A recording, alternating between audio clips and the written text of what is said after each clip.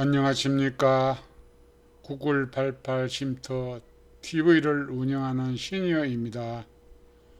우리 시니어 여러분들 건강과 미래에 대한 불안감으로 걱정 많으시죠? 오늘은 제가 직접 경험한 건강에 대한 비밀을 나누어 드리려고 합니다. 70세가 넘으면 여기저기 아프고 병원 약을 평생 먹어야 한다는 이야기를 많이 들었고 저 역시 같은 생각을 가지고 살아온 사람입니다. 그런데 과연 꼭 그래야 할까요? 혈압약, 당뇨약, 관절약, 정신병 한 번 먹기 시작하면 끊기 어렵습니다. 왜? 약 효과가 떨어지면 다시 통증과 어려움이 시작되니까요. 그래서 8시간마다 복용을 하라는 이유입니다. 즉 진통제나 안정제, 소염제, 일종의 정상 마취제입니다. 밤에 화장실 자주 가는 불편함, 무릎 통증, 기억력 저하 등 약을 먹어도 개신되지 않는 답답함을 호소해도 원인을 모르기 때문입니다. 저도 뇌경색 이후 평생 약을 먹으라는 의사의 처방대로 3년간을 복용했지만 뇌경색 개선은커녕 오히려 약의 내성으로 또 다른 신장 악화로 투석을 6개월간 한 사람입니다. 그래서 이대로는 안 되겠다 판단하여 내가 내 몸을 직접 관리하기 위해 시작하면서 혈액을 맑게 하고 혈관을 청소하는 음식과 혈자를 배우면서 저 자신의 몸에 시험하게 시작되면서 몸의 변화가 오게 되었습니다. 시간이 흘러 제 몸을 직접 관리하여 놀라운 변화를 겪었습니다. 흔히들 우리가 기운이 없다, 기력이 떨어졌다, 기가 막혔다는 말을 합니다. 그러나 그 기는 무엇이고 혈은 무엇이냐 물으면 답을 못합니다. 그런데도 우리는 이 단어를 쉽게 사용을 합니다.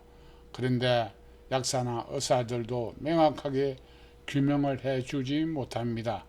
그렇다면 이 단어와 말은 언제부터 어떻게 전달되었을까요? 늘 알려고 생각하면 답은 쉽게 찾을 수 있습니다. 400여 년 전으로 돌아가면은 전 세계 의학 서적 중 유일하게 최초 유네스코 세계 기록 유산의 동의보감에 기록되어 있습니다. 한국 전쟁이 터지기 전까지는 흔히 말하는 민간요법이라는 이름으로 허준 선생의 의술을 전수하여 치료해온 것이 오늘날까지 내려오고 일부 한의학적 치료를 하는 곳이 있습니다. 75세인 저 역시 어릴 때 배가 아프다고 하면 어머님이 소금을 한 주먹 입에 넣고 물을 마시면 아픔이 사라지는 기억이 생생하고 넘어지고 다친 곳에 부뚜막제를 항부에 발라주면 피가 멈추고 상처가 아물어 가는 것을 경험했습니다. 아직도 그 상처 자국이 남아있어 되돌아봅니다. 지금 같으면 병원에서 바늘로 꼬맸고 봉했으면 자국이 남지 않았을 것을 1960년대 시골은 병원 치료를 받는다는 개념 자체가 없는 시절이었습니다. 다시 돌아와 기와 혈은 무엇이냐를 알아야 질병의 원인을 알 수 있습니다. 기는 인체의 생명 활동을 영위하는 눈에 보이지 않는 무형의 에너지 또는 기능적인 힘입니다. 우주 만물을 형성하는 근본 요소로 여겨집니다. 첫째, 추동, 생명 원동력으로 혈액, 진액 등의 물질을 순환시킵니다. 두 번째, 온후, 인체의 체온을 유지하고 장기의 활동을 따뜻하게 합니다. 세 번째, 방어, 외부의 사기로부터 인체를 보호하는 면역 기능입니다. 네 번째, 고섭, 땀, 소변, 혈액 등을 몸 밖으로 새 나가는 것을 막습니다.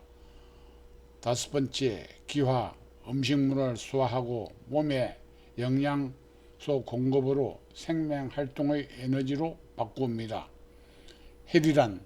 혈은 기의 운행을 따라 인체를 순환하여 각 조직과 장기에 영양을 공급하는 유기적인 물질입니다.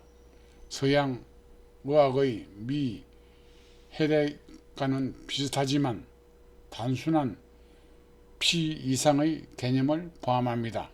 첫째, 자양, 온 몸을 순환하여 오장육부, 근육, 피부, 모발 등 인체의 모든 부분을 촉촉하게 하고 영양분을 공급합니다. 두 번째, 정신활동 유지. 혈이 부족하면 정신이 불안해지거나 어지럼증, 불면증 등의 증상이 나타날 수 있습니다. 이는 혈이 정신활동을 지탱하는 데 중요한 역할을 하기 때문입니다. 이런 다양한 역할을 하는 곳이 막히면 몸이 피곤해지고 각종 질병이 시작됩니다. 건강을 유지하고 관리하기 위한 기초적인 요소입니다. 첫 번째, 혈자리 자극으로 기혈순환이 좋아져 통증 완화, 장기 기능 강화. 두 번째, 자연식 영양 공급으로 가공식품 대신 채소, 곡식, 견과류, 야채를 섭취하고.